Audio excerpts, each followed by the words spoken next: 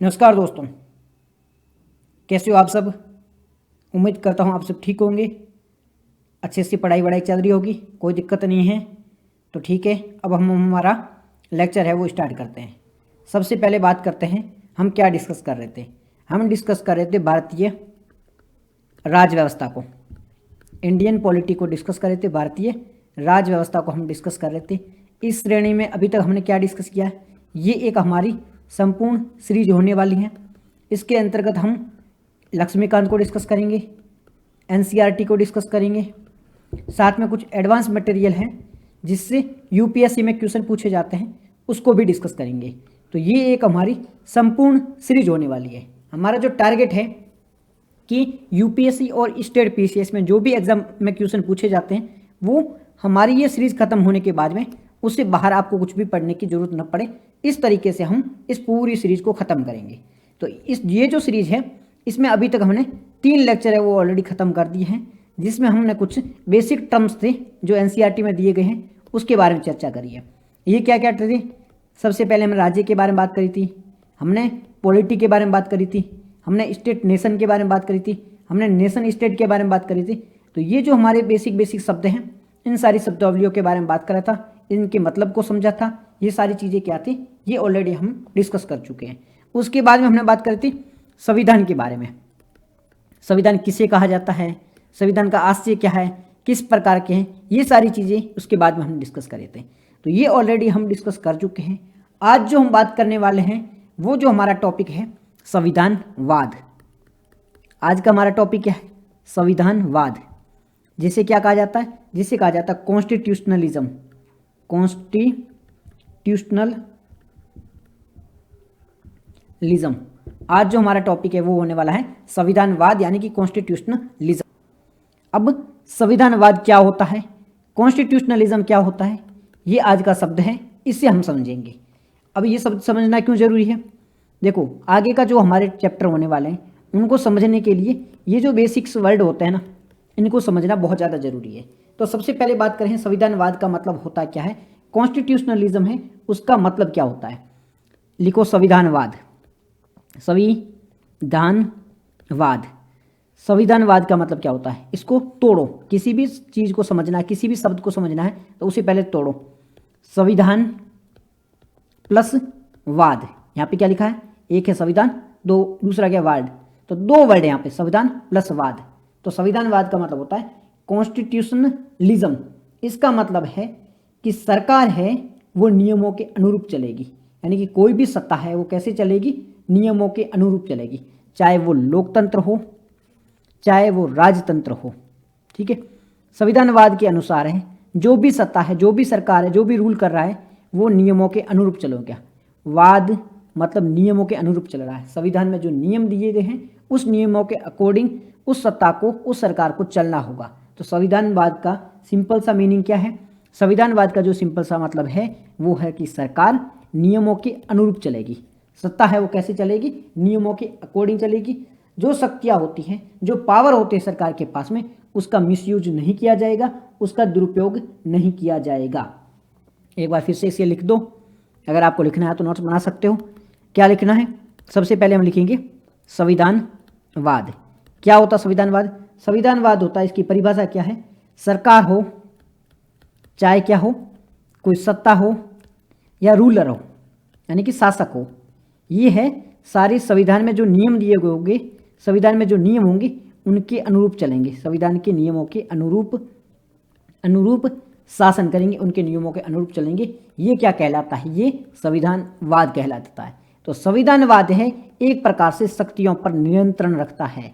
जो गवर्नमेंट की पावर होती है, जो गवर्नमेंट की शक्तियाँ होती है, उस पर नियंत्रण कौन रखता है, उस पर कंट्रोल कौन रखता है, उस पर जो कंट्रोल रखने का काम है वो संविधानवाद करता है। तो संविधानवाद का आपको बेसिक जो कॉन्सेप्ट है वो समझ में आ गया होगा। संविधानवाद है वो दुरुपयोग को रोकता है, किसके दुरुपयोग को, शक्तियों के दुरुपयोग को रोकता है। साथ ही साथ में जो शासक है, जो राजा है, जो सरकार है, उसको मजबूर करता है कि आप है वो नियमों के अनुरूप शासन करो, आप अपनी मनमर्जी से कोई काम नहीं कर सकते हो। इसे क्या कहा जाता है, इसे कहा जाता है संविधानवाद। मोदी जी है आज मनमर्जी से किसी को पकड़ा नहीं सकते, किसी को गिरफ्तार नहीं करवा सकते, किसी को मरवा नहीं सकते।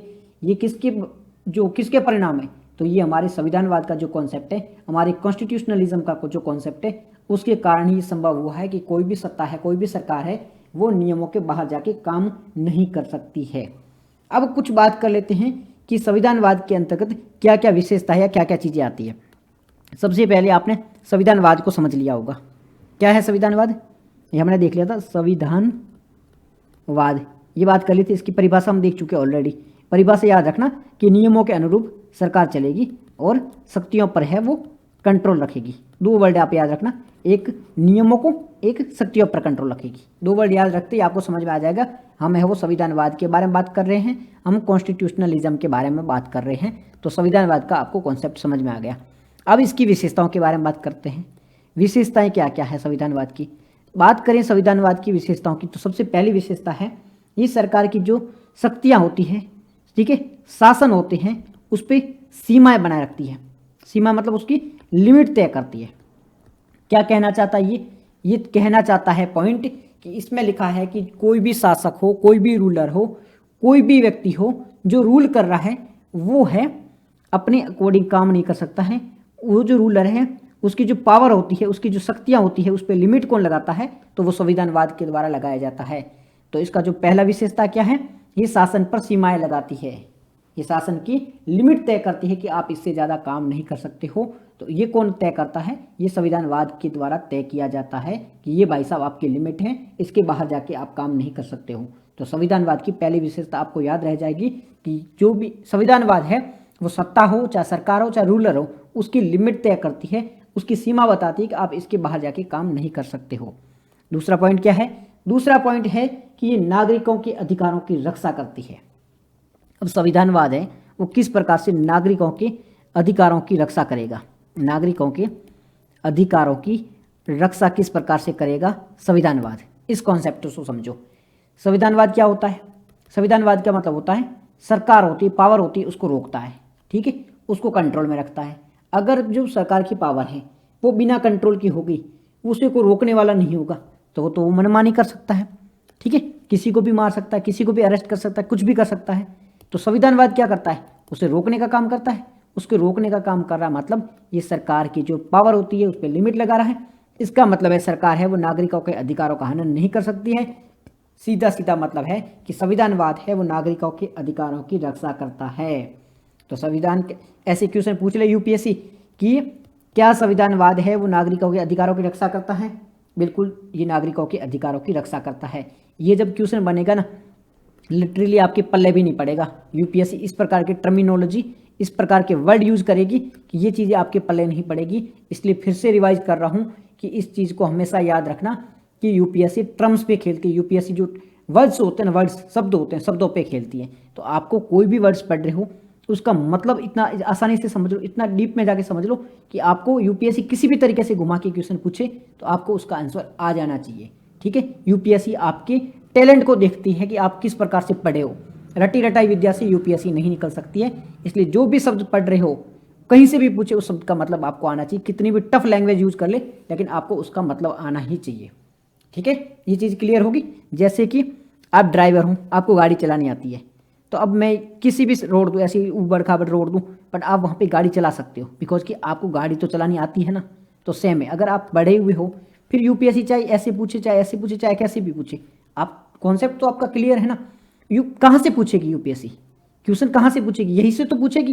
ये बुक के पॉलिटी, लक्ष्मीकांत, एनसीईआरटी, यहीं से तो पूछेंगे। और पूछेगी कहाँ से, ओनली वर्ड से खेलती है। क्वेश्चन इनके बाहर से नहीं आता है, यहीं से क्वेश्चन बनता है, बट वो शब्दों के साथ खेल जाती है। इसलिए आपको शब्दों का मतलब आसानी से पता होना चाहिए। शब्द है वो आपके क्लियर होंगे, वर्ड्स आपके क्लियर होंगे, तो यूपीएससी आपका कुछ नहीं बिगाड़ पाएगी, आप आराम से पेपर निकाल सकते हो।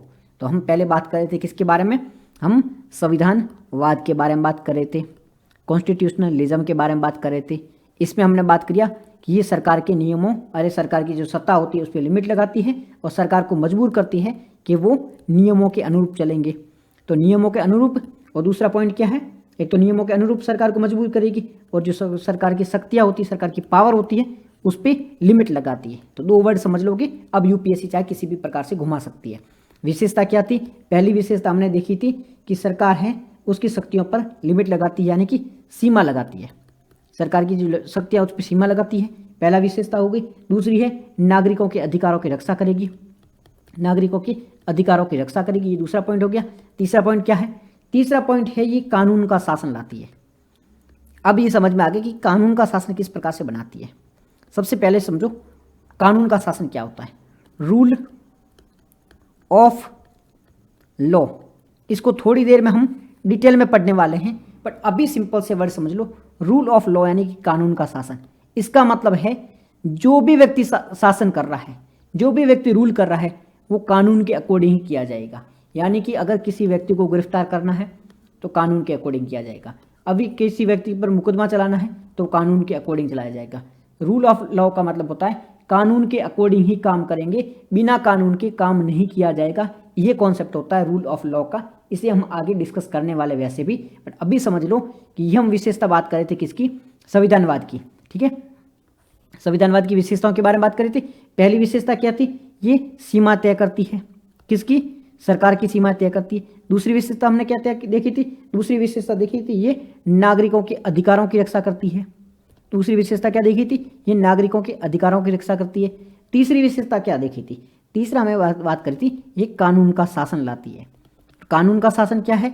कि सरकार है वो कानून के अकॉर्डिंग ही काम करेगी, कानून के बाहर जाके काम नहीं कर सकती। इसे कहा जाता है कानून का शासन। तो ये संविधानवाद कानून का शासन कैसे लाएगी? क्योंकि सरकार को नियमों के अकॉर्डिंग चलना पड़ेगा, और वो नियमों के अकॉर्डिंग चलेगी तो कानून का शासन ऑटोमेटिक आ जाएगा। रूल ऑफ लॉ है वो आसानी से आ जाएगा। और चौथा है ये संविधान का पालन करने पर मजबूर करती है। कोई भी सरकार है, सत्ता है, वो संविधान का उसको पालन करना ही होगा। ये सारी जो विशेषता है वो किसकी है? संविधानवाद की है। तो आप घबराओगे नहीं, आपको याद रहेगा कि संविधानवाद की विशेषता क्या होती है। सबसे पहले आपको संविधानवाद का मतलब पता होना चाहिए। संविधानवाद का बेसिक सा मतलब है कि सरकार है वो संविधान के अकॉर्डिंग काम करेगी, ये मतलब होता है संविधानवाद का। फिर हमने 4 संविधान की विशेषता देखी है कि सत्ता पे सीमा लगाती है। जो इंसान होते हैं, जो आम पब्लिक है, जो जनता है, जो नागरिक है, ठीक है, उसके अधिकारों की रक्षा करते हैं, कानून का शासन लाती है, और संविधान के जो नियम होते हैं उसे पालन करने के लिए सरकार को मजबूर करती है कि सरकार को है उसके नियमों के अकॉर्डिंग ही काम करना होगा। इतनी चीज़ क्लियर हो गई। अब यहाँ तक कोई दिक्कत नहीं है? ठीक है, कोई दिक्कत नहीं है। बढ़ते हैं आगे। अब हम डिफरेंस देख लेते हैं। डिफरेंस किसके बीच में? एक तरफ लिखो संविधानवाद, एक तरफ क्या लिखना है? संविधानवाद, और दूसरी तरफ क्या लिखना है? निरंकुशता। निरंकुशता। सबसे पहले इन दोनों में अंतर क्या होता है? इनमें अंतर समझने के लिए संविधानवाद के बारे में हमने अभी पढ़ा, तो आपको इनके बारे में तो पता होगा कि संविधानवाद का मतलब क्या होता है। संविधान मतलब कॉन्स्टिट्यूशनलिज्म के बारे में बात कर रहे हैं। निरंकुशता का मतलब क्या होता है? निरंकुशता, इसे शब्द तोड़ो, अलग से एक बार शब्द तोड़ो तो आपको समझ हो जाएगा। निर प्लस अंकुशता, ये होता है मतलब। तो यहाँ पे हो रही निर और अंकुशता, यानी कि उस व्यक्ति पे कोई भी अंकुश नहीं लगा पा रहा है, कोई भी कंट्रोल नहीं कर पा रहा है, तो ये वर्ड होगा निरंकुशता। यानी कि कोई भी उस पर अंकुश नहीं है, वो मनमाना काम कर सकता है, उसे को रोकने वाला नहीं है, इसे कहा जाता है निरंकुशता। तो निरंकुशता का हमारे संविधानवाद से क्या अंतर है? संविधानवाद का मतलब होता है सरकार है वो संविधान के नियमों के अकॉर्डिंग काम करेगी। सरकार कैसे काम करेगी? नियमों के अकॉर्डिंग काम करेगी, और वो संविधान के नियमों के अकॉर्डिंग काम करेगी। इसमें क्या होता है? इसमें जो सरकार होती है या शासक होता है वो मन मर्जी से काम करता है, उसे कोई रोकने वाला नहीं है, तो मन मर्जी से काम करता है। वो अपने मन का हीरो है, उसे कोई रोक नहीं सकता है, तो वो क्या करता है? अपने मन मर्जी से काम करता है। डॉन है भाई, डॉन को रोकना नामुमकिन है, तो वो वाला डॉन है। निरंकुशता में जो भी व्यक्ति होता है, जैसे हिटलर था तो वो निरंकुशता था, उसे कोई रोक नहीं पाता था। वो क्या करता था? उसको मर्जी आई तो किसी को मार दिया। जैसे कि हम बात करते हैं हमारा जो साउथ कोरिया का वो डॉन है, साउथ कोरिया की, नॉर्थ कोरिया का वो डॉन है, किम जोंग उन नाम है ना, वो किसी को कभी भी मार सकता है, कुछ भी कर सकता है। तो वो क्या है? वो एक निरंकुश लीडर है, उसे कोई रोकने वाला है नहीं, तो वो होता है निरंकुशता। फिर बात कर रहे हम संविधान में क्या होगा? संविधान में भाई उसे रोकने वाला संविधान है, सरकार है वो मनमानी काम नहीं कर सकती। जैसे कि भारत में सरकार है वो मनमाना काम नहीं कर सकती, उसे रोकने के लिए हमारा संविधान है वो आगे बैठा, हमारा कॉन्स्टिट्यूशन है वो आगे बढ़ता है। तो पहली विशेषता क्या है भाई? ये कंट्रोल में रह के काम करती है, संविधान के अकॉर्डिंग काम करती है, और निरंकुशता में कोई किसी का बाप किसी को रोक नहीं सकता, वो मन मर्जी का मालिक है, वो इट्सेल्फ डॉन, वो अपने आप में ही भगवान है। ठीक है, वो कहते हैं अपुन ही भगवान है, तो निरंकुशता में कहा जाता है अपुन ही भगवान है। ठीक है, इसका इंग्लिश में मतलब क्या होता है, डेस्पोटिज्म, यहाँ पे डेस्पोटिज्म होता है, तो डेस्पोटिज्म के बारे में बात हो रही है। दूसरा वर्ड है रूल ऑफ लॉ, संविधानवाद होता है, वहाँ पर रूल ऑफ लॉ के बारे में बात हो रही है, कानून के शासन के बारे में बात हुई है, यानी कि यहाँ पर कानून के शासन के अकॉर्डिंग काम किया जाएगा, रूल के अकॉर्डिंग ही काम किया जाएगा। और बात करें निरंकुशता में, तो यहाँ तो मनमर्जी तरीके से काम होगा, ना तो कोई अधिकार है, ना आपके पास में कुछ ड्यूटी है, कुछ भी नहीं है, आपका मनमर्जी है सरकार की, वहाँ का जो भी रूलर वगैरह उसकी मनमर्जी है, कभी भी कुछ भी एक्शन लिया जा सकता है। तो यहाँ पर कानून के जो कॉन्सेप्ट होता है, कानून का शासन, रूल ऑफ लॉ का, वो निरंकुशता में नहीं आता है। तीसरा क्या है, यहाँ पर नागरिकों के अधिकारों की रक्षा की जाती है, और यहाँ पर कोई रक्षा नहीं की जाती है, मनमर्जी आई ठोक दिया किसी को भी कभी भी। और यहाँ पर सरकार की शासन जो होता है ना, रूल होता है, रूलर होता है, उसकी सीमाएं होती है, लिमिट होती है, यहाँ पर कोई लिमिट नहीं है, वो मनमर्जी से काम करता है। तो निरंकुशता और संविधानवाद के बीच में अब आपको अंतर समझ में आ गया होगा। संविधानवाद का मतलब होता है कॉन्स्टिट्यूशनलिज्म, यानी कि कॉन्स्टिट्यूशन के अकॉर्डिंग काम करना, संविधान के अकॉर्डिंग काम करना, संविधान के नियमों के अकॉर्डिंग चलना, ये क्या कहलाता है, ये संविधानवाद कहलाता है। दूसरा वर्ड क्या है, ये है निरंकुशता, यानी कि डेस्पोटिज्म, यहाँ पर सरकार है, शासक है, वो अपनी मनमर्जी से काम करता है, इसे कोई रोकने वाला है नहीं, तो इसे क्या कहा जाता है, इसे डेस्पोटिज्म या निरंकुशता कहा जाता है। तो अब आपके ये दोनों कॉन्सेप्ट तो क्लियर हो गए होंगे, यहाँ तक कोई कन्फ्यूजन नहीं रहनी चाहिए। If anyone have confusion then comment करो, मैसेज करो, कॉल करो, कुछ भी करो, आपको मैं है पूरी तरह से सहायता करूँगा। आपका सारे जो कन्फ्यूजन है वो दूर करने की जिम्मेदारी मेरी है। कुछ भी कर सकते हो आप, मेरे को मैसेज कर सकते हो, कमेंट कर सकते हो, ठीक है, टेलीग्राम, व्हाट्सअप, कहीं पे भी कोई भी मैसेज करके कोई भी क्वेश्चन पूछा जा सकता है। आपके सारे डाउट है वो क्लियर करने की जिम्मेदारी मेरी है। यहाँ तक आपको कोई भी डाउट नहीं होना चाहिए। ये जो वर्ड है वो बहुत काम के हैं, इनको समझो, ये बेस के लिए बहुत ज़रूरी है। आगे एडवांस बुक वगैरह पढ़ोगे तो वहाँ पर ये बेस क्लियर होना बहुत ही ज़्यादा ज़रूरी है। अब हम बात कर लेते हैं रूल ऑफ लॉ के बारे में। रूल ऑफ लॉ, जिसके बारे में अभी तक हम चर्चा कर रहे थे, यानी कि कानून का शासन, रूल ऑफ लॉ। अभी कानून का शासन ये क्या होता है, हम अभी थोड़ी देर से डिस्कस कर ही रहे थे कि कानून के शासन के अकॉर्डिंग सरकार काम करेगी, कानून के शासन के अकॉर्डिंग काम करेगी। तो इसका मतलब होता क्या है कि कानून का शासन क्या है, रूल ऑफ लॉ एक्चुअल में है क्या। तो बात करें रूल ऑफ लॉ की, इसका एक और नाम है जिसे भी याद रखना, क्या नाम है, लेक्स इज रेक्स। ये क्या है, ये एक लैटिन भाषा का वर्ड है, लेक्स इज रेक्स। ये एक प्रिंसिपल है। कई बार क्या होगा, कई बार आपको ये कॉन्सेप्ट भी पूछा जाएगा कि लेक्स इज रेक्स का कॉन्सेप्ट क्या है। तो फिर से मैं बोल रहा हूँ, रूल ऑफ लॉ ये इंग्लिश का शब्द है, कानून का शासन ये हिंदी का शब्द है, इसी प्रकार से एक शब्द है लेक्स इज रेक्स। तो ये वर्ड भी आप कहीं बार सुन सकते हो, ठीक है, यूपीएससी पूछे न पूछे, लेकिन आपको ये वर्ड याद जरूर रखना है कि लेक्स इज रेक्स का कॉन्सेप्ट क्या है। लेक्स इज रेक्स, लेक्स पहले है और रेक्स बाद में है, यानी कि कानून के शासन के बारे में बात हो रही है। लेक्स पहले है, रेक्स बाद में है, यानी कि कानून के शासन के बारे में बात हो रही है। अभी हम आगे देखेंगे ये रेक्स आगे आ जाएगा, तो इसमें कन्फ्यूज नहीं होना है, मैं फिर से वहाँ पे भी बताऊँगा। तो हम यहाँ पे बात कर रहे हैं, फिर से मैं दोहराता हूँ, रूल ऑफ लॉ के बारे में बात कर रहे हैं, यानी कि कानून के शासन के बारे में बात कर रहे हैं, यानी कि लेक्स इज रेक्स के बारे में बात कर रहे हैं। अब ये होता है क्या, कानून का शासन, तीनों वर्ड आपको याद रहेंगे। बात करते हैं कानून के शासन की। कानून के शासन का मतलब है कि सारे व्यक्ति है वो कानून के अकॉर्डिंग काम करेंगे, चाहे वो सरकार है, चाहे वो जनता है, चाहे कोई भी है, वो सारे हैं वो कानून के अकॉर्डिंग ही काम करेंगे। कानून के सामने सारे लोग हैं वो समान हैं, ठीक है, कानून के सामने सारे लोग समान हैं, सारे लोग कानून के अकॉर्डिंग काम करेंगे। इन दोनों का मतलब क्या है, चाहे कोई व्यक्ति अमीर है, चाहे वो व्यक्ति गरीब है, चाहे यह तो कोई बहुत पैसे वाला है, ठीक है, बहुत उसकी पहुंच है, चाहे कोई गरीब व्यक्ति है, उसकी कोई पहुंच नहीं, उसको कोई जानता नहीं है। अब जब बात करेंगे कानून के सामने, कानून के सामने का मतलब है कि हम न्यायालय के सामने जाते हैं जब हमने कोई अत्याचार किया हो, यहाँ पर हमारे पे एक अपराध हुआ हो, या हम दोनों व्यक्ति हैं जिन्होंने सेम अपराध किया है, एक व्यक्ति अमीर है एक गरीब है, तो क्या कोर्ट के सामने दोनों इक्वल होंगे। तो ये ही मतलब है कि जब कानून का शासन होता है, रूल ऑफ लॉ होता है, तो वहाँ कानून के सामने सारे व्यक्ति है चाहे वो अमीर हो, चाहे वो गरीब हो, चाहे वो नेता हो, चाहे वो आम जनता हो, कानून के सामने सभी लोग हैं वो समान होंगे। तो ये कॉन्सेप्ट आपको समझ में आ गया कि रूल ऑफ लॉ का मतलब होता है सारे लोग हैं वो रूल के अकॉर्डिंग, वो नियम के अकॉर्डिंग काम करेंगे। इसका मतलब ये है कि कोई भी व्यक्ति चाहे कहीं से भी हो, कोई भी हो, कुछ भी क्यों ना हो, वो सारे लोग हैं कानून के अकॉर्डिंग चलेंगे और कानून के सामने सब लोग हैं वो समान है। इसलिए इक्वलिटी के बारे में बात हो रही है कि कानून के सामने इक्वल होंगे, ठीक है।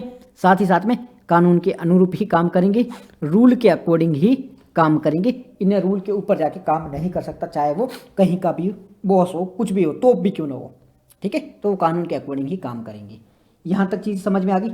एक बार फिर से बात कर रहे हैं, फिर से ध्यान से सुनना।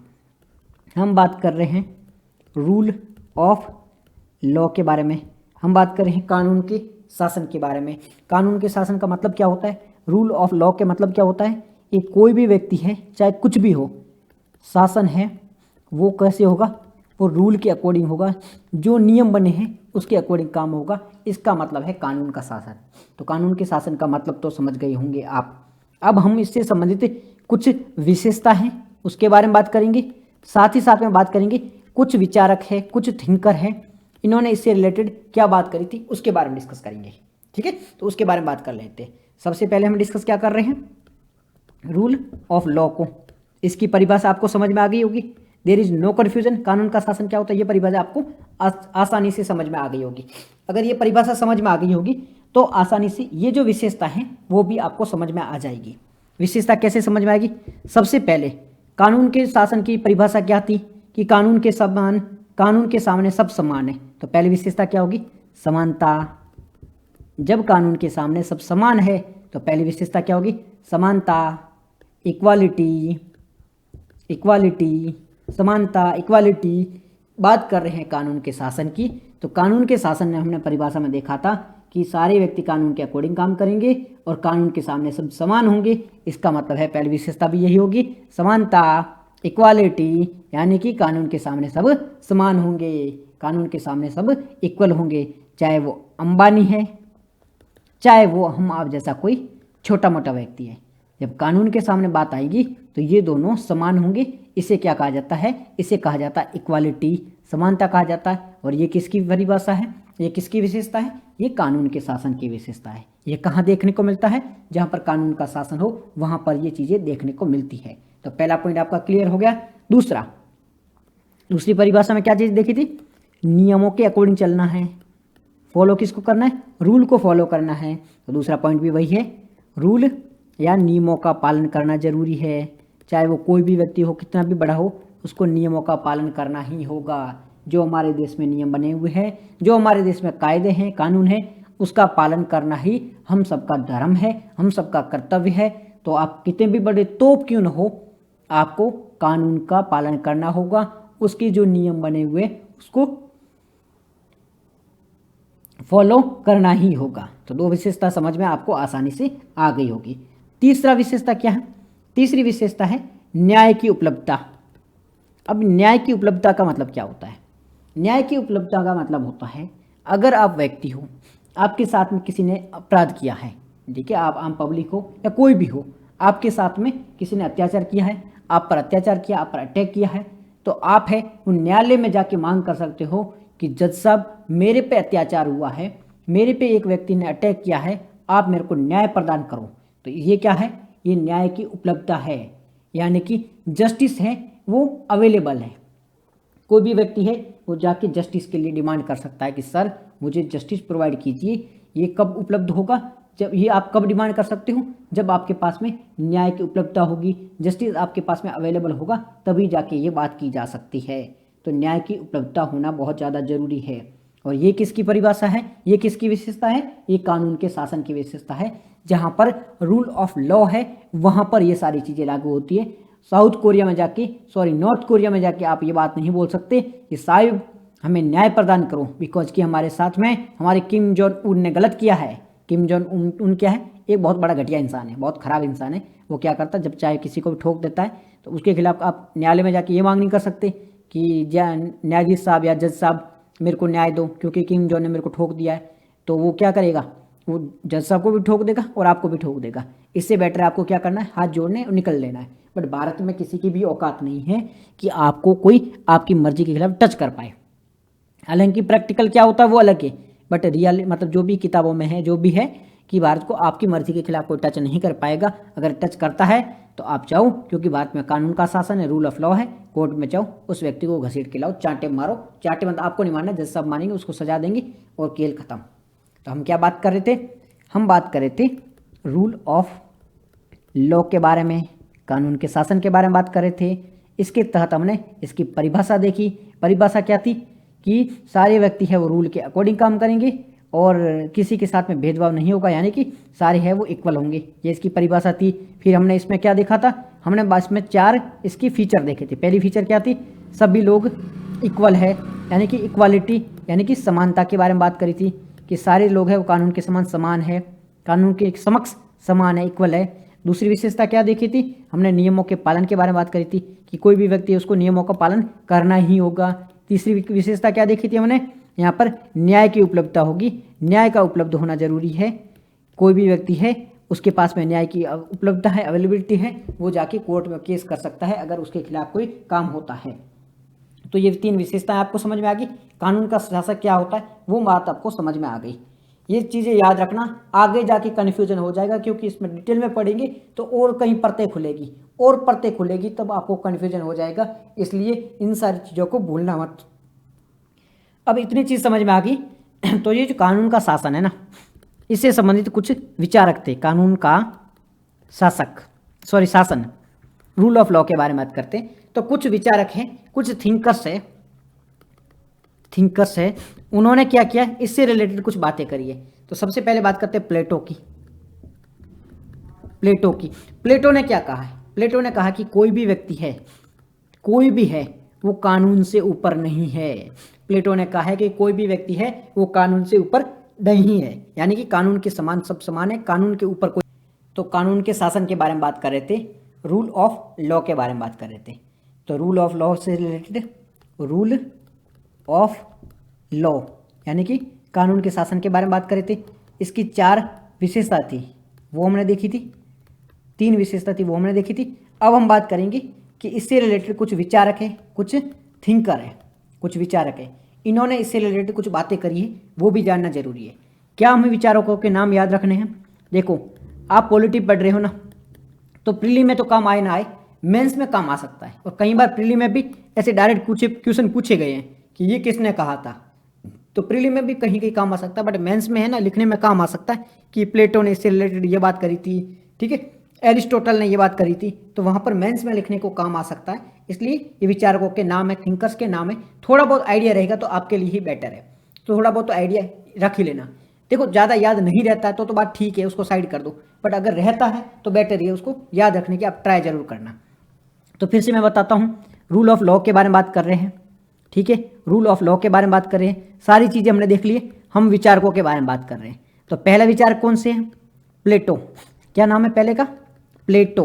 वो प्लूटो ग्रह नहीं, हम बात करें प्लेटो की, एक थिंकर है। इन्होंने कहा था कि कोई भी व्यक्ति है वो कानून से ऊपर नहीं है। प्लेटो ने क्या कहा था कि कोई भी व्यक्ति है वो कानून से ऊपर नहीं है, यानी कि कानून सबसे सर्वोच्च है, सबसे ऊपर है संविधान, संविधान में है कानून और सारे व्यक्ति है इनके अंडर में। कॉन्स्टिट्यूशन से ही कानून बना है, तो सबसे ऊपर कौन है? सबसे ऊपर हमारा संविधान है, संविधान के अंदर ही कानून है और कानून के अंदर ही सब है, ठीक है। तो कानून से ऊपर है वो कोई भी व्यक्ति नहीं है। तो ये चीज़ आपको समझ में आ गई, ये किसने कहा है? ये प्लेटो ने कहा है।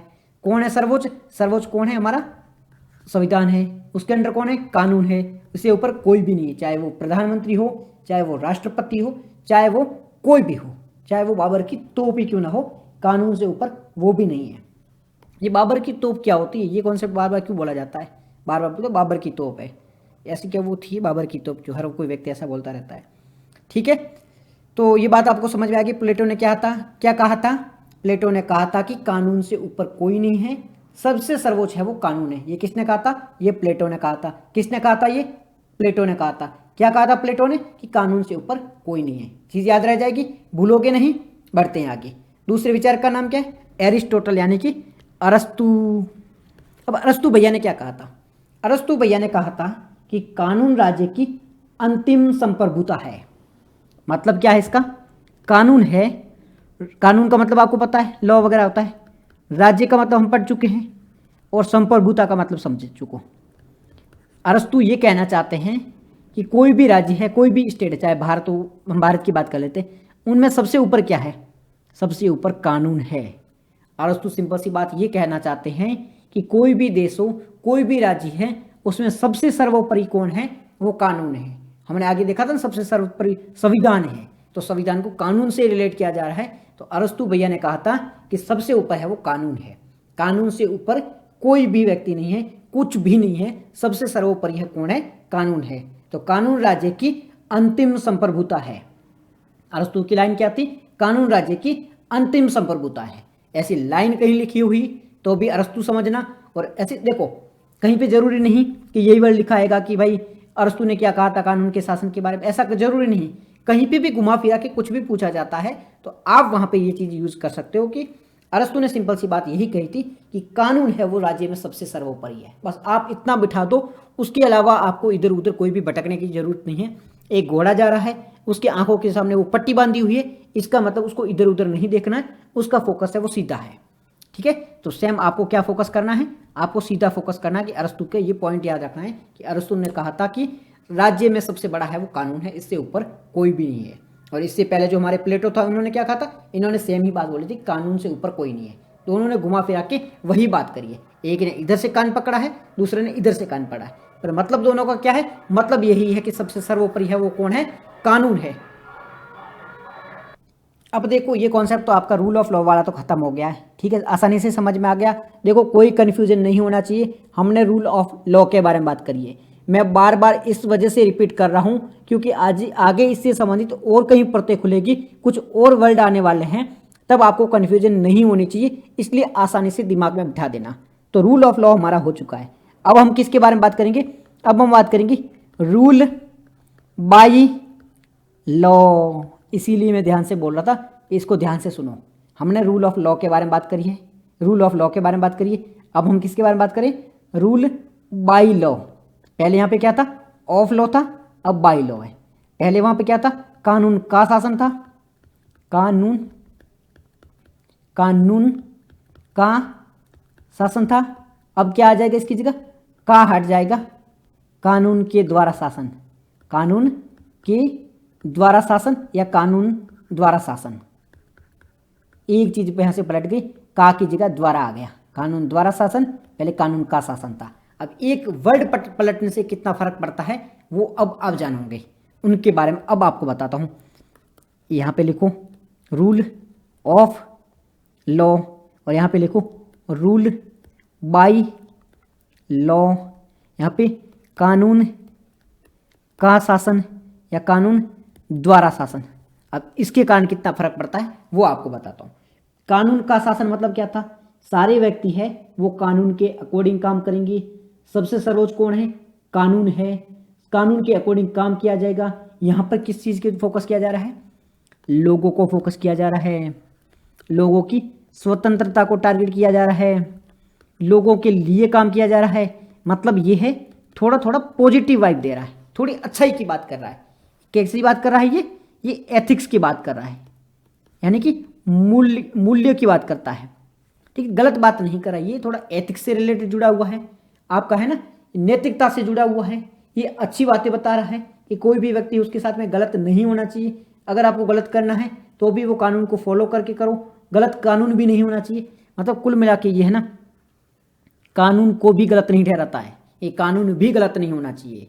अब आप यहाँ पे समझना, यहाँ पे बात हो रही है कि कानून भी गलत नहीं होना चाहिए, अच्छाई के बारे में बात कर रहे हैं, बट यहाँ पे चेंज हो जाता सारा। Rule by law, rule by law का मतलब होता है कानून द्वारा शासन। इसमें क्या होता है? इसमें ये होता है, एग्जाम्पल के समान, एग्जाम्पल से समझो। मोदी जी है, मोदी जी को किसी व्यक्ति को अरेस्ट करवाना है या किसी व्यक्ति पे अटैक कुछ भी करवाना है, तो मोदी जी क्या करेंगे कि हमारी पार्लियामेंट में एक कानून बना हुआ है या एक नया कानून बना देंगे। उस कानून में ऐसा लिख देंगे जैसे कि फॉर एग्जांपल के लिए ये ए नाम का कोई एक व्यक्ति है, ठीक है, और ये मोदी जी का, भाई मोदी जी का नाम ले रहा हूँ, कोई प्रधानमंत्री है, इनको टारगेट करना है इस ए नाम के व्यक्ति को टारगेट कैसे, इसको अरेस्ट करना है। किस गुनाह पे, तो ये काम कर रहा है क्या, कोई भी इंपोर्ट एक्सपोर्ट का काम कर रहा है। अब ये प्रधानमंत्री जी को लगा कि भाई इसको अरेस्ट करना है, इसके लिए प्रधानमंत्री जी ने क्या किया, एक कानून बनाया कि अगर कोई व्यक्ति है वो इंपोर्ट एक्सपोर्ट का काम कर रहा है तो उसको अरेस्ट कर लो। तो क्या मोदी जी, ये जो प्रधानमंत्री जी वो गलत हो गए, तो एक तरफ आपको क्या लगेगा कि नहीं वो गलत नहीं है, क्योंकि इन्होंने कानून में लिखा था कि इंपोर्ट एक्सपोर्ट का जो काम है वो करना इलीगल है, वो गलत है। तो अगर इलीगल काम था इस व्यक्ति ने किया था, इस वजह से ये गलत है, इसको अरेस्ट कर लो। बट आपसे एक बार सोच के देखो कि वैसे तो ये इन्होंने कानून का फॉलो करके ही इनको अरेस्ट किया है, तो इसका मतलब तो ये सही है। बट रियलिटी में भाई ऐसा कानून क्यों होना चाहिए कि कोई व्यक्ति इंपोर्ट एक्सपोर्ट का काम कर रहा है तो वो तो गलत, उसमें कुछ है ही नहीं ना, वो एथिकली तो सही है, उसमें क्या गलत है। तो भाई ऐसा कानून ही क्यों बना, तो ये कानून ही गलत है। तो कानून के द्वारा शासन होता है, कानून द्वारा शासन होता है, उसमें क्या होता है, चीज़ें तो कानून के अकॉर्डिंग होती है, अधिनियम बनाते आता है, नियमों के अकॉर्डिंग की जाती है, बट वो नियम गलत है सही है ये देखने वाला कोई नहीं होता है। फिर से समझाता हूं, रूल ऑफ लॉ, कानून का शासन। कानून के शासन में ये होता है अगर आपको किसी व्यक्ति को अरेस्ट करना है, किसी व्यक्ति को सजा देनी है, तो वो होनी चाहिए किसके अकॉर्डिंग, कानून के अकॉर्डिंग सजा दे सकती, यानी कि नियम बना के उससे सजा दे सकती। परंतु वो नियम भी गलत नहीं होना चाहिए, वो नियम भी ऐसा गलत नियम बना के आप ये नहीं बोल सकते कि इंपोर्ट एक्सपोर्ट का काम क्यों कर रहे हो, उसके लिए उसको अरेस्ट नहीं किया जा सकता। तो सिंपल चीज, सिंपल भाषा में समझो कि कानून का जो शासन है उसमें दोनों चीजें देखी जाती है कि कोई भी काम किया जा रहा है, एक तो वो कानून के अनुरूप होना चाहिए, दूसरा कि कानून भी गलत नहीं होना चाहिए। आपको बात समझ में आ रही है। कानून जो रूल ऑफ लॉ है उसका कॉन्सेप्ट कहता है कि कानून को फॉलो करके काम करो, ठीक है, कानून से बड़ा कोई नहीं है, कानून को फॉलो करके काम करो, बट कानून भी गलत नहीं होना चाहिए, एथिकल रूप से कानून भी गलत नहीं होना चाहिए, कानून भी सही होना चाहिए। अरे कानून गलत है सही है ये कौन तय करेगा, ये सुप्रीम कोर्ट तय करेगा। हमारा जो न्यायालय है, जो हमारे न्यायाधीश हैं, जो हमारे जज है, वो तय करेंगे कि कानून भी गलत नहीं है। अगर कानून गलत है तो जज हमारे हैं वो रिव्यू करेंगे और कानून को निरस्त कर दिया जाएगा। जुडिशियल रिव्यू की उनके पास में पावर है, कानून को निरस्त कर दिया जाएगा। ये किस में है, ये रूल ऑफ लॉ में है। बट रूल बाय लॉ है ना, उसमें क्या होता है, उसमें कानून के द्वारा ही काम किया जाता है सेम टू सेम, बट कानून गलत है या नहीं है ये देखने वाला कोई नहीं है। अगर कानून के द्वारा किसी को भी गवर्नमेंट के द्वारा अरेस्ट कर दिया जाता है, कानून को फॉलो करके अरेस्ट किया जाता है, बट कानून गलत है सही है ये देखने वाला कोई नहीं है। जैसे कि हमने 370 हमारे देश से हटाई गई थी, रूल को फॉलो करके हटाई गई थी, बट रूल गलत है सही है ये देखने वाला कोई नहीं था, इसलिए मैटर सुप्रीम कोर्ट में गया। सुप्रीम कोर्ट ने आखिर में कहा कि नहीं ये कानून को फॉलो करके हटाया गया था और कानून भी सही था, इसलिए सुप्रीम कोर्ट ने ये जो 370 हटाई गई थी इसको बर्खास्त, इस कानून को नल एंड वॉइड नहीं किया। अगर सुप्रीम कोर्ट को लगता कि कानून के अकॉर्डिंग काम नहीं हुआ है और कानून भी गलत है तो सुप्रीम कोर्ट ये जो धारा थी उसको वापस हटाने की जगह वापस ला सकते थे, बट ये सारा काम है सही प्रोसेसर से हुआ था। तो अब आपको अंतर समझ में आ गया होगा कि एक वर्ड है रूल ऑफ लॉ है, दूसरा है रूल बाय लॉ। एक कानून के शासन के बारे में बात करता है, दूसरा कानून के द्वारा शासन के बारे में बात करता है। तो ये के और द्वारा में फर्क पड़ जाता है, जहाँ के कानून द्वारा शासन है वहाँ पर कानून को फॉलो किया जाता है, बट वो गलत हो सकता है सही हो सकता है ये देखने वाला कोई नहीं है। ठीक है, इतनी सी बात आपको समझ में आ गई होगी। तो जो कानून के द्वारा शासन है या रूल बाय लॉ है, ये जो कॉन्सेप्ट है ना ये थोड़ा घटिया टाइप का कॉन्सेप्ट है, थोड़ा नेगेटिव टाइप का कॉन्सेप्ट है। यहाँ पर जो जनता होती ना उसके विरुद्ध में काम किया जाता है और ये सरकार को ज़्यादा पावर दे देता है, सरकार को पावरफुल बना देता है। रूल बाय लॉ है वो सरकार को ज़्यादा पावरफुल बना रहा है और रूल ऑफ लॉ है वो जनता को ज़्यादा पावरफुल बना रहा है। रूल बाय लॉ है वो सरकार को ज़्यादा पावरफुल बना रहा है, रूल ऑफ लॉ है वो जनता को ज़्यादा पावरफुल बना रहा है। इसके बाद में रूल बाय लॉ है वो क्या कर रहा है, वो न्याय संगत नहीं है, वो गलत है, थोड़ा वो नेगेटिव वाइब देता है। और रूल ऑफ लॉ है थोड़ी पॉजिटिव वाइब देता है, जनता के लिए काम करता है। रूल बाय लॉ है उसमें लोगों के जो अधिकार होते हैं, नागरिकों के जो अधिकार होते हैं उनका हनन होने की संभावना है, इसके दुरुपयोग होने की भी संभावना है। बट रूल ऑफ लॉ में ऐसा नहीं होता है, वहाँ पर दुरुपयोग नहीं होता है। और रूल बाय लॉ है वहाँ पर न्याय की कमी होती है, बट जो रूल ऑफ लॉ है वहाँ पर न्याय की कमी नहीं होती है। तो ये कुछ अंतर आपको समझ में आ जाएंगे। फिर से हम एक बार अंतर लिख देते हैं, rule of law, rule by law, यानी कि कानून का शासन, कानून द्वारा शासन, द्वारा शासन। यहां पर क्या है, न्याय की कमी नहीं है, न्याय की कमी नहीं है, न्याय पूरा है, यहां पर न्याय की कमी है, पहला पॉइंट। दूसरा, यहां पर कानून का दुरुपयोग नहीं होता है, यहां पर कानून का दुरुपयोग होता है। यहां पर जनता को पावर दी जाती है, यहां पर सरकार को पावर दी जाती है, ठीक है। यहां पे नागरिकों के अधिकारों का हनन नहीं होता है, यहां पर नागरिकों के अधिकारों का हनन हो सकता है, ठीक है। तो ये दोनों में कुछ अंतर है, ये चीजें आपको क्लियर हो जानी चाहिए, इसमें कोई भी डाउट नहीं रहना चाहिए। अच्छे से समझ में आ गया, कोई दिक्कत नहीं है। रूल ऑफ लॉ क्या होता है, रूल बाय लॉ क्या होता है, आसानी से इस कॉन्सेप्ट को समझा, कोई भी कंफ्यूजन मत रखना, सिंपल सी बात है। अगर आप आसानी से समझोगे तो आपको आसानी से समझ में आ जाएगा, ठीक है। इतनी सी चीज समझ में आ गई है। अब हम बात कर लेते हैं डाइसी के। डाइसी कौन थे, एक फिर से एक विचारक थे। इन्होंने क्या किया, इन्होंने नियम दिया था कानून के शासन के बारे में। ये जो कानून के शासन के बारे में हम बात कर रहे हैं, इस कॉन्सेप्ट के बारे में, रूल ऑफ लॉ के बारे में बात करें, रूल ऑफ लॉ के बारे में बात करें, ये कॉन्सेप्ट किसने दिया था, ये कॉन्सेप्ट डाइसी ने दिया था। डाइसी एक थिंकर्स थे, इन्होंने ये कॉन्सेप्ट दिया था। तो ये इनका जो रूल ऑफ लॉ का सिद्धांत है, ये क्या कहता है, डाइसी का जो रूल ऑफ लॉ का सिद्धांत है वो कहता है कानून सर्वोच्च है। कानून क्या है, सर्वोच्च है। हमने आगे भी पढ़ा था, दो थिंकर और भी थी, प्लेटो अरिस्टो, उन्होंने भी सेम बात करी थी। डाइसी भी सेम कहते हैं कि कानून है वो सर्वोच्च है, कानून से ऊपर कुछ नहीं है। तो ये कानून की सुप्रीमेसी के बारे में बात करते हैं, कानून की सर्वोच्चता के बारे में बात करते हैं, ठीक है। कानून से बढ़कर कोई नहीं है, कानून है वो सुप्रीम है, कानून से बड़ा कुछ भी नहीं है। दूसरा ये क्या कहते हैं, ये कानून के समक्ष समानता के बारे में बात करते हैं, इक्वलिटी बिफोर लॉ के बारे में बात करते हैं। जब आप कोई भी कानून के सामने जाओगे, ये जो कॉन्सेप्ट है ना इक्वलिटी बिफोर लॉ का, ये भी आगे जाके खुलेगा, तब वहां पे कन्फ्यूजन होगा। तो फिर से ध्यान से सुनो, हम बात कर रहे हैं डाइसी के कानून के शासन की, जो रूल ऑफ लॉ के बारे में बात करते हैं। ये कॉन्सेप्ट किसने दिया है, ये डाइसी ने दिया है। डाइसी एक विचारक थे, इन्होंने ये कॉन्सेप्ट दिया है। इन्होंने कुछ बातें रखी है, इन्होंने बातें क्या रखी, कानून है वो सर्वोच्च है, कानून से बढ़कर कोई नहीं है, कानून की सर्वोच्चता के बारे में बात करी। क्या करी इन्होंने, कानून की सर्वोच्चता के बारे में बात करी है। कानून से सर्वोच्च कोई नहीं है, कानून से सुप्रीम कोई नहीं है, ये बात किसने करी, ये डाइसी ने करी है। उसके बाद में इन्होंने कहा है कि कानून के समक्ष, कानून के समक्ष सभी क्या है, समान है। ये इक्वलिटी बिफोर लॉ के बारे में बात करते हैं कि कानून के समान सब समान है।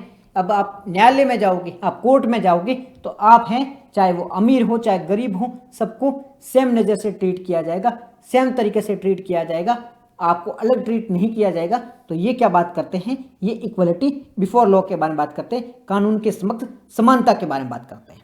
दूसरा पॉइंट भी क्लियर हो गया। पहले कानून सर्वोच्चता के बारे में डाइसी बात करते हैं, दूसरा कानून के समक्ष सब समान है। कानून है हमारा जो लॉ है, हमारा जो लीगल सिस्टम है, उसके समान, उसके समक्ष जो जाओगे तो सब वहां पर इक्वल हो जाएंगे। तो यहाँ पर इक्वलिटी बिफोर लॉ के बारे में बात कर रहे हैं। तीसरा क्या है, न्याय की भावना की प्रधानता।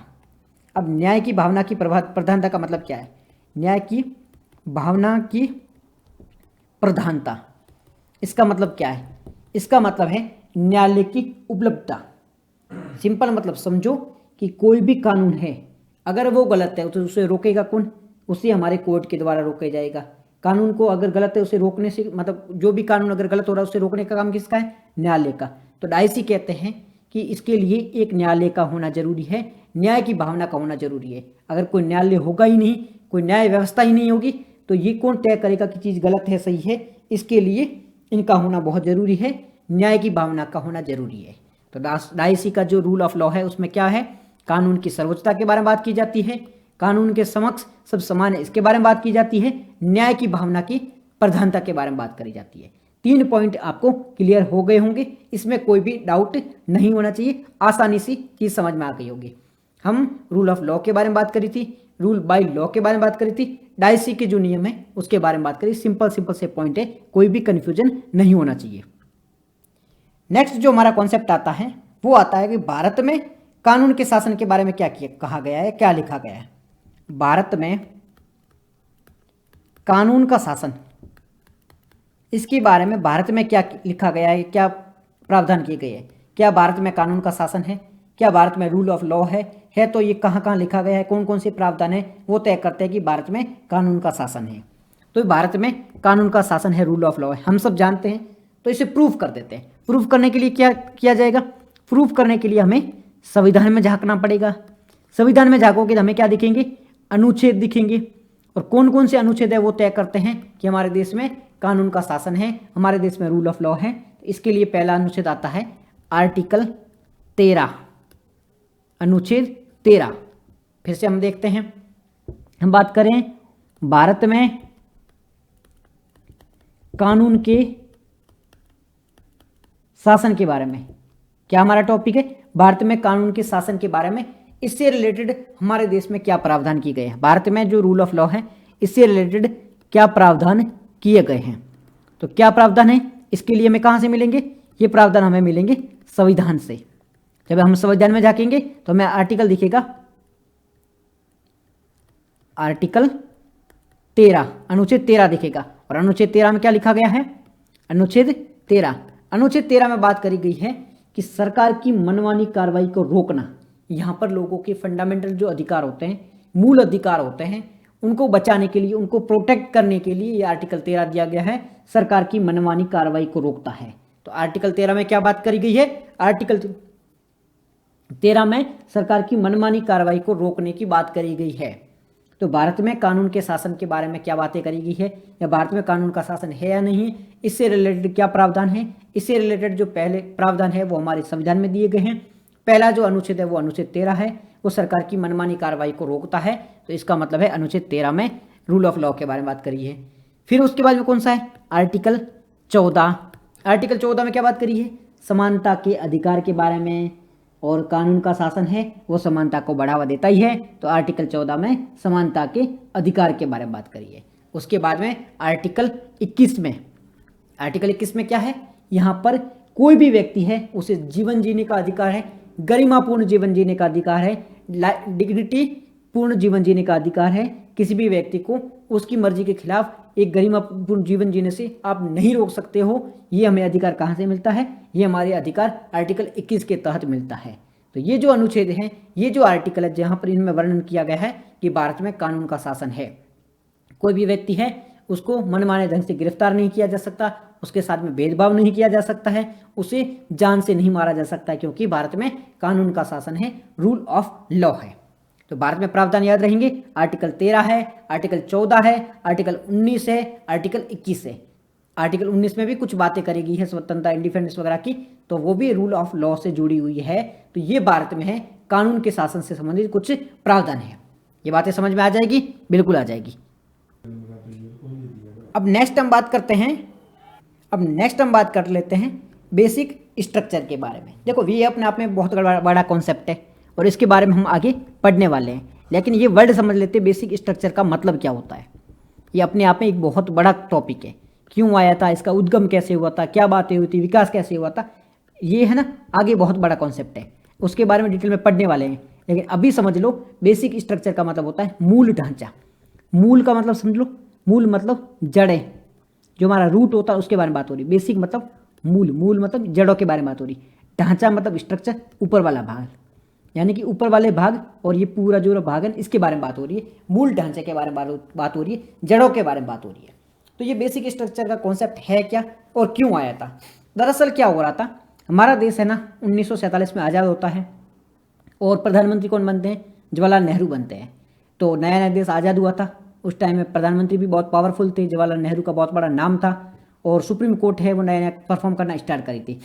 तो जो आज़ादी के बाद से है ना धीरे धीरे सुप्रीम कोर्ट और जो हमारे प्रधानमंत्री जी थे, जो भी सरकार वगैरह थी, उनके बीच में तनाव थोड़ा थोड़ा देखने को मिलता था। बट उस टाइम में जो हमारे प्रधानमंत्री थे, जो जवाहरलाल नेहरू जी थे, वो काफ़ी ज़्यादा स्ट्रांग थे।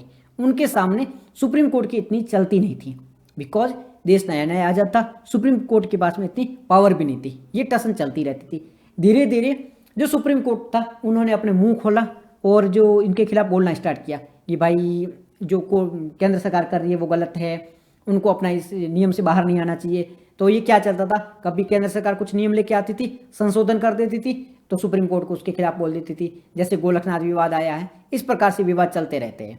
कभी कोर्ट को डिसीजन देती थी तो उस डिसीजन को नल एंड वॉइड करने के लिए वो सुविधा संशोधन कर देती थी गवर्नमेंट। तो ऐसे ऐसे चलता रहा था। चलते चलते चलते क्या हुआ, आता है केशवानंद भारती केस। अब केशवानंद भारती कौन थे? एक ये थिंकर थे, एक विचारक थे, साथ ही साथ में एक क्या बोलते ये न्यायविद भी थे, यानी कि सोशल जस्टिस वगैरह के बारे में बात करते थे। ठीक है, न्यायविद थे। अब इन्होंने क्या किया, इन्होंने सुप्रीम कोर्ट में पिटीशन की, क्योंकि इनके साथ में ये क्या थे, वहाँ पे केरल में एक मठ था, तो ये मठाधीश भी थे साथ ही साथ में। तो इन्होंने सुप्रीम कोर्ट में एक पिटीशन करी। ये पिटीशन किसके खिलाफ करी थी? ये पिटीशन करी थी केरल राज्य के खिलाफ, क्योंकि इनकी जमीन पर भी कब्जा वगैरह कुछ कर लिया गया था, ऐसा कुछ मुद्दा था। तो ये सारी चीजें आपको याद नहीं रखनी, केशवानंद भारती कौन थे, ये सारी चीजें याद रखने की जरूरत नहीं। आपको ये केस है ना, इस केस के बारे में पता होना चाहिए। इस डिटेल में इस केस के बारे में पता करेंगे, क्योंकि भारत की जो आज की जो सिस्टम है, जो न्याय व्यवस्था चल रही है, पूरी जो भारत की पॉलिटी है ना, उसमें कुछ चीज़ों ने बहुत महत्वपूर्ण योगदान दिया था। एक तो हमारे आज़ादी के बाद जो संविधान बना था, उसका तो मुख्य योगदान है। आज़ादी के संविधान के बाद में जो घटना घटित हुई थी, उसमें क्या था, एक 42 जो अमेंडमेंट एक्ट आया था, उसमें महत्वपूर्ण भूमिका निभाई थी। उसके बाद में ये जो केशवानंद भारती केस आया था, इसने पूरी न्याय व्यवस्था के बारे में जो आज तक सिस्टम चला रहा है, उसमें केशवानंद भारती केस का एक बहुत बड़ा योगदान था। ये अपने आप में एक मील का पत्थर था, इसने पूरा स्ट्रक्चर चेंज कर दिया था, सब कुछ चेंज करके रख दिया था। तो ये क्या कहता है केशवानंद भारती केस? इसमें वैसे तो है ना बहुत अलग अलग तरीके के जजमेंट दिए गए थे, काफ़ी सारी चीज़ों के बारे में बात करी थी कि जो अनुसूचियाँ होते हैं, शेड्यूल से संबंधित प्रावधान क्या थे, कोर्ट के क्या हस्तक्षेप होंगे, संविधान संशोधन के बारे में बात करी गई थी। तो काफ़ी ज़्यादा बातें करी गई थी। पर यहाँ पे एक साथ ही साथ में एक कॉन्सेप्ट आया था, मूल ढांचे का, बेसिक स्ट्रक्चर का कॉन्सेप्ट आया था कि बेसिक स्ट्रक्चर होगा क्या। तो कोर्ट ने कहा था कि देखो, जो हमारी सरकार है, केंद्र सरकार है, वो अनुच्छेद 368 के तहत, जो हमारा आर्टिकल 368 है, उसके तहत कोई भी चीज़ है उसमें संशोधन कर सकती है। पहले बात होती थी कि संविधान संशोधन किया जा सकता, नहीं किया जा सकता, मूल अधिकारों में संशोधन किया जा सकता, नहीं किया जा सकता, ये सारी चीज़ें चलती आ रही थी। तो कोर्ट ने कहा कि केंद्र सरकार चाहे, उसके पास में अगर बहुमत है, तो वो कुछ भी संशोधित कर सकती है, इतनी पावर उसके पास में है, कुछ भी संशोधित कर सकती है। परंतु परंतु परंतु एक चीज आती है, बेसिक ढांचा, यानी कि मूल ढांचा है, बेसिक स्ट्रक्चर है, उसमें संशोधन नहीं किया जा सकता है। तो अब ये बेसिक ढांचा होता क्या है? कोर्ट ने कहा ये जो बेसिक ढांचा है वो कौन तय करेगा? वो हम तय करेंगे। कोर्ट ने कहा कि बेसिक ढांचा है कौन तय करेगा? हम तय करेंगे। सुप्रीम कोर्ट है, जो केंद्र सरकार है, वो कुछ भी चेंज कर सकती है, वो चाहे तो पूरा संविधान पलट सकती है, बट वो बेसिक ढांचे में चेंजेस नहीं कर सकती है। और बेसिक ढांचा क्या है ये कौन तय करेगा? ये सुप्रीम कोर्ट तय करेगी। और किसके द्वारा तय करेगी? तो वो जुडिशियल रिव्यू के द्वारा तय करेगी। तो इस यही जो केस था ना, उसके द्वारा जुडिशियल रिव्यू का कॉन्सेप्ट आया था, न्यायिक समीक्षा का कॉन्सेप्ट आया था, और मूल ढांचे का कॉन्सेप्ट आया था। तो ये जो केशवानंद भारती के हैं, यहाँ पर दो महत्वपूर्ण कॉन्सेप्ट आते हैं। एक आता है जुडिशियल रिव्यू का, जिसके बारे में भी हम आगे बात करने वाले हैं। एक आता है मूल ढांचे का कॉन्सेप्ट आता है। तो मूल ढांचा क्या होगा, ये कौन तय करेगा? ये कोर्ट तय करेगी। कोई भी अगर कानून लेके आती है, कोई भी संविधान संशोधन है, वो पार्लियामेंट के द्वारा किया जाता है, तो वो जाता है न्यायालय के समक्ष। अगर न्यायालय को लगता है, अगर सुप्रीम कोर्ट को लगता है कि भाई कोर्ट ने है ना, जो केंद्र सरकार ने है, पार्लियामेंट ने है, ये हमारा जो मूल ढांचे की अवधारणा है उसे नष्ट किया है। जैसे कि एग्जाम्पल के लिए आपको बताऊं, जो हमारी धर्मनिरपेक्षता है, ठीक है, वो क्या है? वो मूल ढांचे का पार्ट है। किसने तय किया है? ये कोर्ट ने बता रखा है। तो ऐसी कई सारी चीजें हैं, उनको मूल ढांचे का पार्ट है, वो ऑलरेडी कोर्ट को, जो सुप्रीम कोर्ट है, वो घोषित कर चुकी है। और आगे सुप्रीम कोर्ट ने कहा है कि हम भविष्य में घोषित करेंगे। अगर हमें लगता है कि हमारे मूल ढांचे का आप है वो हनन कर रहे हो, तो हम आपको, आपका जो कानून है, जो भी आप संविधान संशोधन कर रहे हैं, उसे नल एंड वॉइड कर दिया जाएगा। ठीक है, इतनी चीज आपको क्लियर हो जानी चाहिए कि बेसिक स्ट्रक्चर होता क्या है और कहाँ से आया था। बेसिक स्ट्रक्चर का मतलब होता है मूल ढांचा। ये कॉन्सेप्ट है वो केशवानंद भारती केस के तहत आया था। ये केस हम आगे डिटेल में बात करेंगे इसके बारे में, क्योंकि काफ़ी ज़्यादा महत्वपूर्ण केस है। मेंस में बहुत ज़्यादा इससे रिलेटेड क्वेश्चन बने हैं आगे, और बन भी सकते हैं, क्योंकि बहुत ही काम का टॉपिक है ये वाला। अब हम कुछ अपवाद के बारे में बात कर लेते हैं कि ये जो कानून का शासन है, रूल ऑफ लॉ है, इससे रिलेटेड अपवाद क्या कुछ है भारत में। वैसे तो कानून का शासन है, बट कुछ अपवाद भी है। जैसे कि कानून का जो शासन है, वहाँ पर बात क्या की जाती है? वहाँ पर समानता के बारे में बात की जाती है कि कानून के समक्ष सब समान होंगे। बट यहाँ पर एक जगह उल्लंघन भी होता है। कहाँ पर उल्लंघन होता है? जब आरक्षण की बात होती है। हमारा जो आर्टिकल 15 और 16 है, वहाँ पर सकारात्मक कार्रवाई के नाम पर आरक्षण दिया जाता है। क्या आरक्षण ये समानता का उल्लंघन नहीं है? वैसे तो ये उल्लंघन है, बट गवर्नमेंट क्या कहती है, लोग क्या कहते हैं, ये एक सकारात्मक कार्रवाई है। तो ये तो उल्लंघन हुआ ना कि कानून के समक्ष सब समान होने चाहिए, तो आरक्षण क्यों दिया जा रहा है? बट अब क्या कर सकते हैं, तो है ये ना तो गलत है ना सही है, ये लोग सोचने वाले पे डिपेंड करेगा। जिसके पास है उनके लिए सही है, जिसके पास नहीं है वो इसे गलत कहेगा। बट ये जो हमारा कानून का शासन है उसके तो ये खिलाफ बात करता है। इसका मतलब ये नहीं कि मैं आरक्षण के खिलाफ हूँ या पक्ष में हूँ, मेरा अलग सोच है। बट ये मेरा ये कहना है कि कानून के शासन जो है, रूल ऑफ लॉ है, उसके एक्सपेक्शन जो है उसके बारे में बात करें हम, उसके अपवाद है उनके बारे में बात करें तो इसका पहला अपवाद क्या है? पहला जो अपवाद है वो जो हमारा आरक्षण का जो पद्धति है, आरक्षण का सिस्टम है, वो कानून के शासन के खिलाफ है। पहला पॉइंट क्लियर होगा। दूसरा पॉइंट है अर्ध न्यायिक जो न्यायालय वगैरह होते हैं, जैसे हमारा सुप्रीम कोर्ट है, उसका काम है जो न्याय वगैरह प्रदान करना, किसका काम है? सुप्रीम कोर्ट का काम है। बट कभी कभार क्या होता है, कुछ जो अर्ध न्यायिक संस्थान होती है, ठीक है, ट्रिब्यूनल वगैरह होते हैं, उनके द्वारा भी तो न्याय दिया जाता है ना। तो ये सुप्रीम कोर्ट का जो कॉन्सेप्ट है उसके तो खिलाफ ही होगे, न्यायालय के कॉन्सेप्ट के तो खिलाफ ही होगे। तो ये भी जो रूल ऑफ लॉ है उसके खिलाफ हो जाता है। साथ ही साथ में राष्ट्रपति, राज्यपाल वगैरह हैं, इनके पास में विशेषाधिकार भी होते हैं, तो ये भी तो खिलाफ हो गया। क्योंकि कानून के शासन में बात की जाती है सभी लोगों के पास में सेम पावर होगी, कोई बड़ा छोटा नहीं होगा, तो इनके पास में विशेष अधिकार क्यों है? क्यों इनको अरेस्ट नहीं किया जाता अपने पद पे रहते हुए? तो ये तो इनके पास में विशेष अधिकार है, तो कहाँ रहा कानून का शासन? तो ये भी तो अपवाद होगा ना। तो ये भी एक अपवाद है। क्या ये आपको अपवाद याद रखने हैं? अपवाद देखो याद रखने, अगर प्रीलिम में कहीं पूछा जाता कि ये कानून के शासन है, इसका अपवाद क्या है, तो थोड़ा इनडायरेक्टली डायरेक्टली क्वेश्चन बन सकता है, तो थोड़ा बहुत आप याद रखोगे तो ये बेहतर हो सकता है। उसके बाद में संसदीय विशेषाधिकार। संसदीय विशेषाधिकार का मतलब क्या होता है? संसद में अगर आप काम कर रहे हो, आप मेंबर ऑफ पार्लियामेंट हो, मतलब एमपी हो या एमएलए हो, तो आपको जब तक आप संसद में कोई काम कर रहे हो तब तक आपको अरेस्ट नहीं किया जा सकता है, ठीक है। साथ ही साथ में अगर आप संसद में कोई बात कर लेते हो तो न्यायालय के समक्ष आपको नहीं ले जाया जा सकता है, उसकी कार्रवाई संसद में होगी। तो ये भी जो हमारा रूल ऑफ लॉ है उसके खिलाफ हो जाता है। तो ये सारे जो है वो रूल ऑफ लॉ के कुछ अपवाद हैं, इस अपवादों के बारे में आपको पता होना चाहिए। तो ये जो हमारा पूरा आज का टॉपिक था, हमने कानून के शासन के बारे में बात करी, हमने संविधानवाद के बारे में बात करी थी, संविधानवाद क्या होता है, रूल ऑफ लॉ क्या होता है, रूल बाय लॉ क्या होता है, बेसिक स्ट्रक्चर क्या होता है, इसके अपवाद क्या है, ये सारी चीज़ें हम डिस्कस करिए। कल आगे नेक्स्ट टॉपिक से अध्ययन करेंगे। तब तक आप अपना ध्यान रखो, कोई दिक्कत हो कमेंट में पूछ लेना। जय हिंद, जय भारत।